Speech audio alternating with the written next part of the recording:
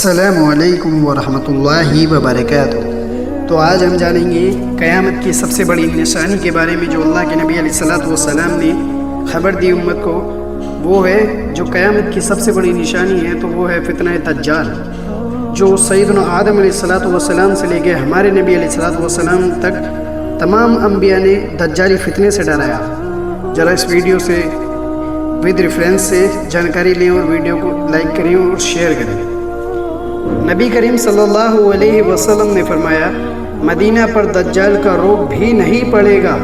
اس دور میں مدینے کے 7 دروازے ہوں گے اور ہر دروازے پر 2 فرشتے ہوں گے۔ یعنی اس ٹائم پر جب دجال کا فتنہ آئے گا تو مدینے اور مکے کی حفاظت ہوگی اور 2 فرشتے ہوں گے اور ان کی حفاظت کریں گے ہر دروازے پر۔ اور ایک اور سند سے ملتا ہے، رسول اللہ صلی اللہ علیہ وسلم نے فرمایا، کوئی ایسا شہر نہیں ملے گا جسے دجال پامال نہ کرے گا سوائے مکہ اور مدینہ کے۔ ان کے ہر راستے پر صف باستہ فرشتے کھڑے ہوں گے جو ان کی حفاظت کریں گے۔ پھر مدینہ کی زمین 3 مرتبہ کانپے گی، جس سے ایک ایک کافر اور منافق کو اللہ تعالیٰ اس میں سے باہر کر دے گا۔ یعنی جب دجال کا فتنہ آئے گا تو مکے اور مدینہ میں جو کافر اور منافق لوگ ہوں گے تو اللہ رب العالمین انہیں مدینے سے باہر کر دے گا۔ جب وہ زمین تھر تھر آئے گی، زمین کانپے گی تو کافر اور منافق وہاں سے نکل جائیں گے اور مومن ہی رہ جائیں گے۔ اور تیسری سند سے ملتا ہے کہ رسول اللہ صلی اللہ علیہ وسلم نے ہم سے دجال کے متعلق ایک طویل حدیث بیان کی۔ نبی کریم صلی اللہ علیہ وسلم کا ارشادات میں یہ بھی تھا کہ آپ صلی اللہ علیہ وسلم نے فرمایا، دجال آئے گا اور اس کے لیے ناممکن ہوگا کہ مدینے کی گھاٹیوں میں داخل ہو، چنانچہ وہ مدینہ منورہ کے قریب کسی سور والی زمین پر قیام کرے گا۔ پھر اس دن اس کے پاس ایک مرد مومن جائے گا اور وہ بہتر ترین لوگوں میں سے ہوگا اور اس سے کہے گا کہ میں شہادت دیتا ہوں اس بات کی جو رسول اللہ صلی اللہ علیہ وسلم نے ہم سے بیان فرمایا تھا۔ اس پر دجال کہے گا، کیا تم دیکھتے ہو اگر میں اسے قتل کر دوں اور پھر زندہ کر دوں تو کیا تمہیں میرے معاملے میں شک اور شبہ باقی رہے گا؟ اس کے پاس والے لوگ کہیں گے کہ نہیں، چنانچہ وہ اس کو قتل کر دے گا اور پھر اسے زندہ کر دے گا۔ اب وہ صاحب کہیں گے کہ اللہ کی قسم، آج سے زیادہ مجھے تیرے معاملے میں پہلے اتنی بصیرت سوجھ بوجھ حاصل نہ تھی۔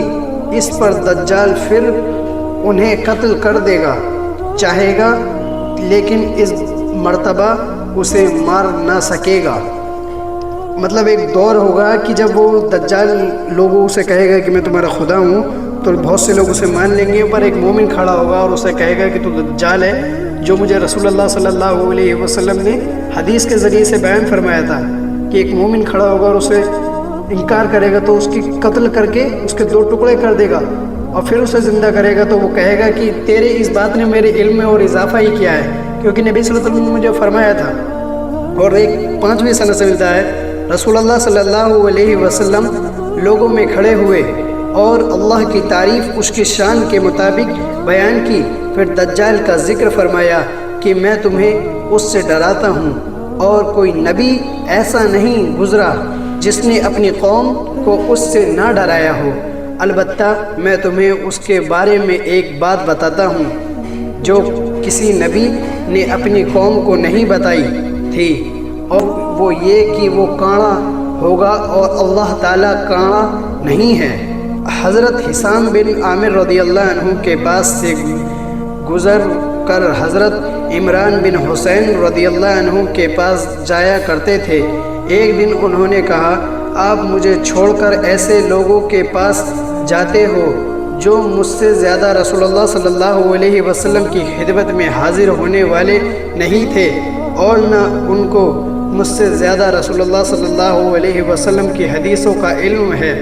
میں نے رسول اللہ صلی اللہ علیہ وسلم کو یہ فرماتے ہوئے سنا تھا، حضرت آدم علیہ السلام سے لے کر قیامت تک کوئی مخلوق فتنہ اور فساد میں ایسی نہیں جو دجال سے بڑی ہو، مطلب کوئی ایسا فتنہ نہیں آیا جو دجال سے بڑا فتنہ ہو۔ اور حضرت آدم علیہ السلام سے لے کے ہمارے نبی علیہ الصلوۃ والسلام نے تک سارے نبیوں نے دجال کے فتنے سے ڈرایا۔